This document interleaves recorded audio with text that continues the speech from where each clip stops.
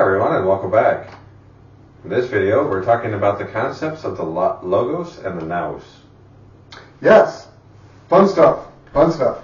No, it is. It really is. We've talked about the spirit of the universe. We've talked about the soul of the universe. And the masculine and feminine separation therefore. Even though it's not really a separation, it's more of just of a divide. Right, So, right, yeah.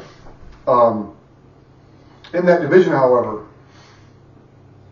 spirit, as we've talked about later on, meaning fire, soul meaning water. Right. What happens to air and earth in that split?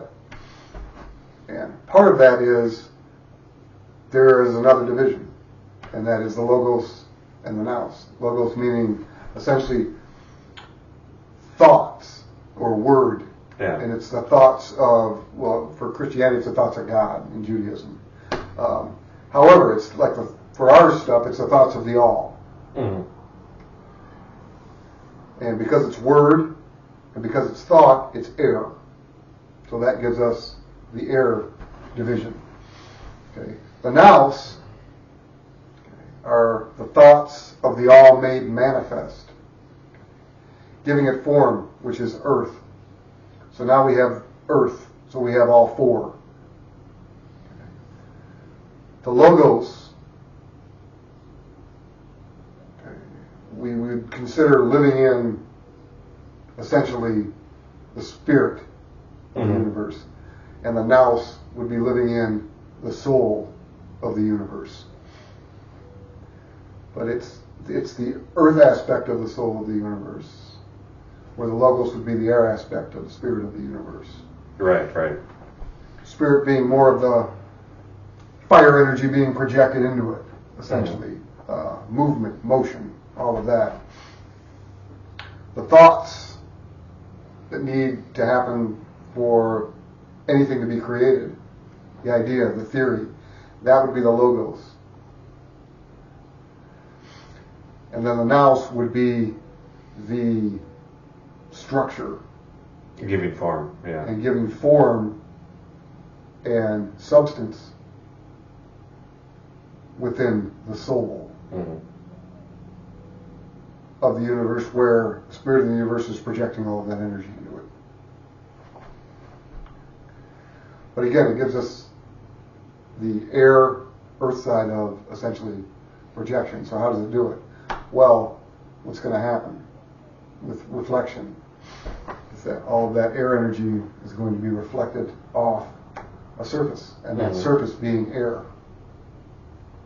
Only not so much like light is reflected, like sound is reflected. And what we know, and the way we know it, is the echo. Right, essentially. Yes. That's the clearest evidence for it. That's the clearest evidence for us. Yeah. Something that we can relate to and understand. Unbelievably important, though, those two aspects. And that is the four-way split that happens, right. The division that happens with reflection. It's not just the soul of the world and the spirit of the world. Those two are formed at exactly the same time. I was just going to say it's important so to note that all four elements. As soon as creation takes off, yep. Everything is simultaneous. Yes. That split into four elements, boom. And essentially that makes up what I guess we could consider in our reality the mind of God, or the all, would be all four of those working simultaneously together. Right, right. Okay. Interestingly enough, it's kind of fun to think about. Well, it would be another example of, well, like we were talking before, a macrocosmic idea of what we've already talked about being the mind. Yes. For us. Yes, exactly. As a microcosm of the higher, playing the higher ideas. Yeah, and this would be that for the all. Right. So essentially, all realities, 1, 2, and 3-dimensional realities, exist within the mind of the all, and that's the breakdown of the mind of the all into those four. A lot of the ancients didn't really get into that. they just took it, spirit of the universe, soul of the universe, kept it as those two. The logos and the nous, though, again, bring the other two elements into play. Right, right. Okay, and make things work a little better with the vocabulary. Mm-hmm. Spirit being fire, soul being water. Well, now we have logos being air and nous being earth. So now all four, and we understand exactly the interplay between them, making up everything within the universe. Right, right. But I think that those are unbelievably important, and yet most people would correlate those with Christianity, because Christianity is the one that really speaks about these two things. Right, right. But they speak about them in a different way. They do use the terms quite drastically differently. Yes, they talk about them as internal, inward within the soul. Right. Is essentially how they. Okay. Which is again microcosm, and that works fine, mm-hmm. essentially. Except they connect soul and spirit together a lot too now. Yes. Well, they're actually a division. One is masculine, one is feminine. Mm-hmm. So, spirit being the masculine aspect, soul being the feminine aspect, they combine them together. Mm-hmm. So, essentially, altering that or fixing that, the math anyway, would be to say that the logos is part of the spirit, nous is part of the soul, and that's what they work through. And yet, they create physical reality. Yeah. Yeah, they create Absolutely. physical reality, and they're the thoughts, the theory, the intelligence behind it, which would be the air. And it would be some of the more, for logos especially, the overarching idea, as opposed to something personalized. Well, with the overarching idea, but I think it's also the way that the two work together would be like neurons, firing throughout the brain. Mm-hmm. That's kind of what you're getting with the logos and the nous working together. Right, right. Where the spirit and the soul are more, well, for lack of a better word, spiritual. Right, absolutely. The other ones are not Mm-hmm. so much spiritual. They give thought expression. and substance working together. They give physical expression essentially to well, it's the spiritual. Yeah, they give spiritual expression, and they allow our thoughts to manifest in reality. So manifestation, those are unbelievably It's going to be to manifestation in the physical world. Absolutely. It's working the logos and the nous. And actually understanding what the key points are. Yes, and understanding that they're not just stuff inside of us. Right, right. They're way beyond us. They're a part of reality itself. And they're in everything. Just like the spirit and soul of the world are in everything. They're in everything too. And again, ether flows through it all. Mm-hmm. That ethereal energy of the alls flowing through all four at the same time, connecting all of us together. Right. And yet allowing us to be divided. So I'm not you and you're not me. Right. That's exactly it. Is we're connected, but we're not the same. There is that division, that personalized division. Right. Well, I think it's where awareness, of the logos and things being aware, and then the consciousness. It's where of the consciousness nous. and consciousness and self-awareness, I think, is where that personalized division comes in. Yeah, but I don't think it just has to be personal awareness. It's awareness itself. The personalized state of the awareness comes when the nous reflects off, the logos reflects off the nous. Mm-hmm. And the nous is like, yes. But at some point, consciously, I know as a bundle of energy, I am not another bundle of energy. Mm-hmm. So that all things don't just flow together. Right, right. Again, like, I don't know if we've talked about it in the videos or not, but I don't think we've rushed this idea yet, but there's a state of consciousness that is it's aware, but it's aware in a different way than what we think of awareness as people. So like this chair It's is fundamental. conscious enough to know It's not. that it's not part of the floor. Right. Yeah, okay. Or it would meld with the floor energetically. At some state of being, it knows that it is not part of the floor. Just like it knows that it's not part of me. Mm. And I know I'm not part of the chair. Right. So that I don't ever flow into the chair energetically, so to speak. I think that is the most important part of how the Logos and the Nous work together, is they give that part of reality the ability to exist.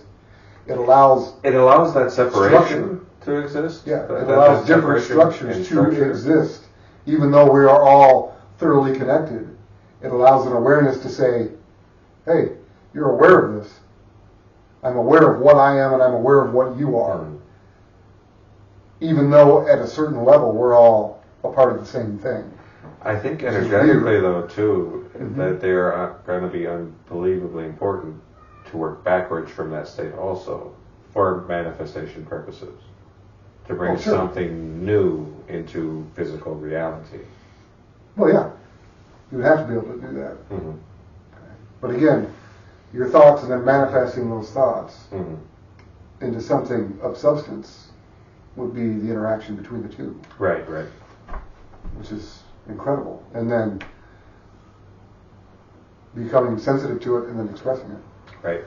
which would then bring in the spirit and the soul of the universe and all four energies connecting and working together at that level, Right. okay, throughout the universe. And then, in terms of us, people, Mm-hmm. life that we, as we know it, coming into our solar system, Mm-hmm.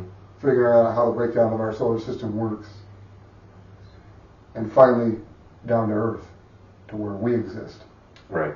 here, Right. which I think a lot of people don't understand. Right. The fact. Well, that's another It's on the fact. concept that a lot of people have a hard time grasping. At least people that I know and talk to. Your thoughts become your words. Yeah. What you speak, and eventually what you do. So it again points to the unbelievable power of the words that we use. Well, that's true, but then you have to think about this too. The all doesn't have a mouth. So as far as the Logos goes, which means word, what is that within the all? Right. For something that doesn't speak, right? And it becomes more like thought and word, but what would word be as far as thought is concerned?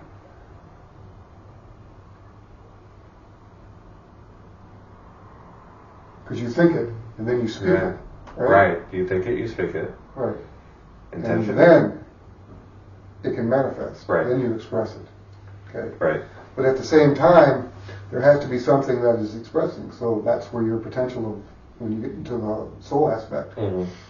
that's how the soul works through it, Right. or with it. Thoughts are great. If there's no potential behind it, thoughts are meaningless. Right. With the potential behind it, and being sensitive to that, Mm-hmm. okay, then the thoughts are unbelievably important, but they're not powerful until they become the word. Until spoken, given Right. expression. Yeah. Well, that's not even given expression, because that would be the spirit. Right. Okay. The word itself causes expression, Mm-hmm. but the word is more, well, we could call it, because we had before, interaction. Of what, though? What's interacting at that point? Or being energetic Well, interaction. So We talked about the potential, right? Right. Which is the water and air. and air. Yeah. So the two mediums that connect what? Fire. Fire and earth together. Mm-hmm. Okay. It has to start between those two before expression can connect to substance and create anything. Mm-hmm. So it makes the two mediums even more powerful than most people give them credit for. Because most people, for some weird reason, seem to think that fire and earth are the most powerful of the elements, and they're all they're all completely balanced. But I think Right. most people have a hard time understanding how earth and air are just as important or equally potent when the other two are the spiritual ones, the soul, the spirit, yeah. But these aren't. These are physical and thought, right, essentially. Okay. And I think people they don't give it enough credit, because where you have your physical structures and everything of any type of form is all of your earth, you have to think about the air aspect, because the earth aspect stops. It's finite. Right. Structures will cease. Yes. At a certain point in time, all structures will cease. When you're talking about, and that would be the nous. Now, when you're talking about the logos, however, the logos is infinite. So where the soul reconnects with the all on death, so does the logos. It's an out that sticks, essentially, in some type of a form with the spirit. It's not the physical form it had, by any means. We know that, because, your body dies, and your bones and your skin and your hair and all that. Right. Go back into the earth, essentially recycle, however you want to look at it.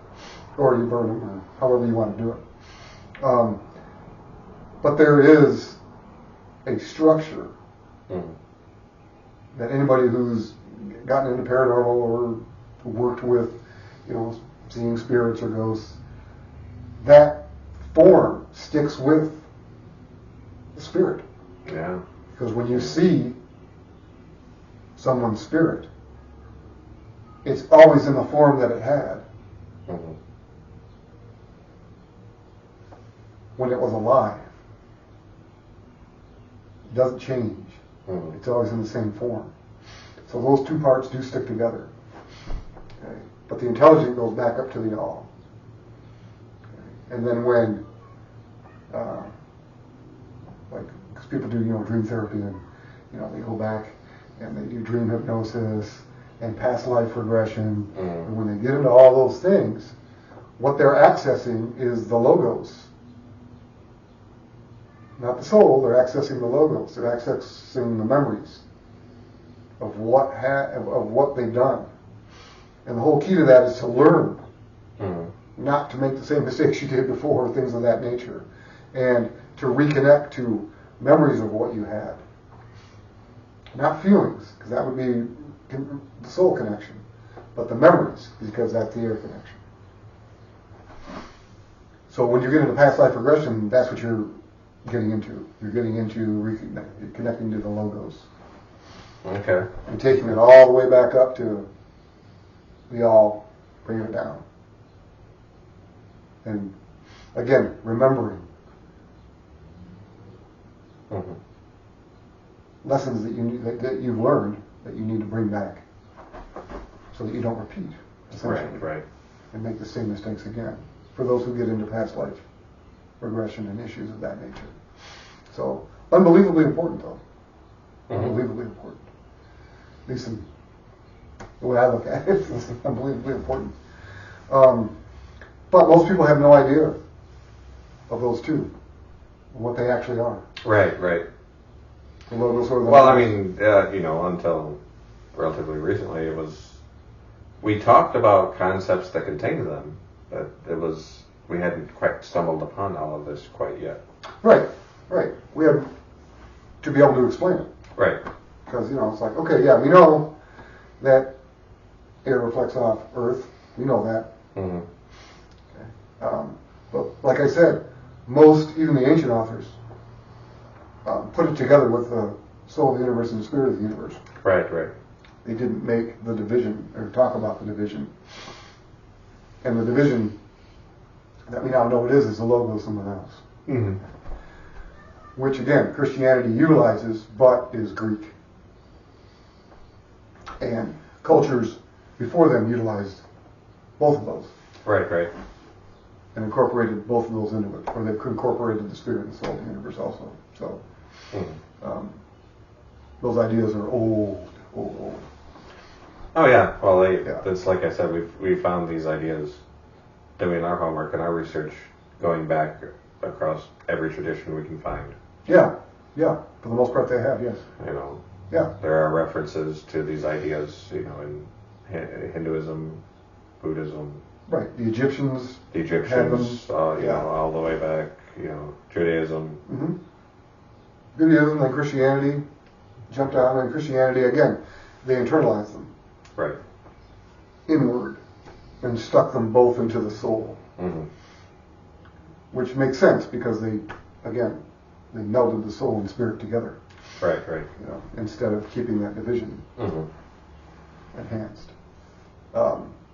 So yeah, it's kind of interesting when you really start breaking all that down and where it all goes and why it's happening, and when you can take those and take them all the way back up, essentially to creation. Completely, yeah. Well, that's exactly it. It's completely fascinating because, you know, we have one scientific view, we have one faith-based religious view, and then trying to melt them together. Right.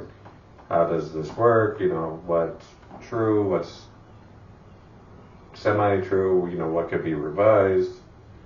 Yeah. Yeah, I agree. You know, it's like the energetic importance of light when it comes to creation. Right. No, I agree with that too. Yeah. Yeah. And when we think about another division, which is Plato's division into the three, Right, right. where we have air and water taking on aspects of both fire and earth and becoming mediums, there's another reason why people would have missed that division. Mm-hmm. Because in three-dimensional reality, that division isn't complete. Because there will be one part of earth, right? Mm-hmm. And one part of fire. And it's the melding of those two connecting the other two together. So, fire, bright, thin, motion. Right. Okay. Earth, dark, quiet, and thick. Thick, yeah. Yes. So, you have those two. And then you have water, which is dark, thick, but it has motion. So that's the part of fire it has. Mm-hmm. And then we have air, right? Right. Which is dark, thin, And motion. and has motion. Okay. Which we've talked about before, which is why it's so hard sometimes to differentiate between air and water, because one's thick, one's thin, and the rest are the same in three-dimensional reality. So there is an actual crossover there into the spirit of the universe and the soul of the universe. Mm-hmm. Okay, three-dimensionally. Fascinating when you look at it that way. But when you look at how the reflection occurs, it's the two-dimensional property oppositions Mm-hmm. that are causing both of those. Right, right. So there the division is complete in two dimensions, but in three dimensions it's not. So it's kind of interesting how that all kind of ties together, so that connecting it into one thing. Mm-hmm. Okay, that mind that we talked about, that doesn't just let them all just separate and go on their Right, own right. ways. It's the connection that keeps them together. It's like the glue that holds the spirit of the universe and the soul of the universe together. The glue that holds them together is the logos and the nous. And without those two, the other two would be separated. But they're not. Because of those two. That allows that division to happen without separation. Which is kind of fascinating on its own. Well, that's completely fascinating because then the idea pops in, you know, without the logos and the nous, creation couldn't exist. Right. But creation couldn't, but again, creation can't exist without air and earth. Because it's four elements. Mm-hmm. You know, and yes, we think about masculine and feminine and that division. But again, three-dimensionally, that's why it's not a true separation, because the two elements, air and water, connect to both. Mm-hmm. And each other. They're not true polarities, yeah. Yeah. Mm. Not in three dimensions, but in two dimensions they are. That's the strange part. And that's kind of what holds the whole thing together. Which is, again, fascinating when you look at it that way. Well, it's fascinating, but it also drives home the point that, you know, we can talk about each dimensional reality, we can talk about each level of creation, however you want to look at it, on its own, but they all occurred simultaneously. That is a key point to understand. Right. And all of this had to happen simultaneously, or none of it could have happened. Yes, I agree with that. Yes. But then something else that can occur at this point is this. And you brought this one up between that scientists talk about how everything's expanding or everything's contracting back together. Right. Well, think about the interplay. Heat with air expands. And dissipates, yeah. Right. Okay. And then water and earth are going to contract. Okay. And we've got water and earth connecting together. So with enough heat, the universe can expand. And then without the heat, it starts to contract again. So both of those theories could be correct simultaneously, almost like breathing. As you're breathing one way, it's doing this. Breathing the other way, so kind of like expanding, contracting, like a lung. Yeah. So you could look at the universe almost like your lungs. Interesting.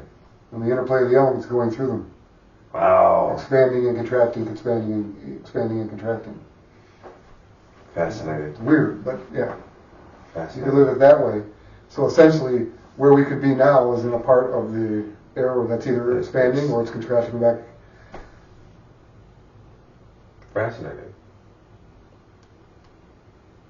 Because then at that point, there's no upper limit to the potential age of the universe then. No, but that would be the aspect of the all within it. Because the all is ageless. Right. Existing outside of time, absolutely. Yes. So all you would have are timelines of the expansion and the contraction. Expansion, contraction, expansion, contraction. But it never stops. And the cycles, yeah. And again, but again, cyclical in a sense, that again, the cycles. The cycles of time. Yeah. Absolutely fascinating. Yeah. Interesting. Yes.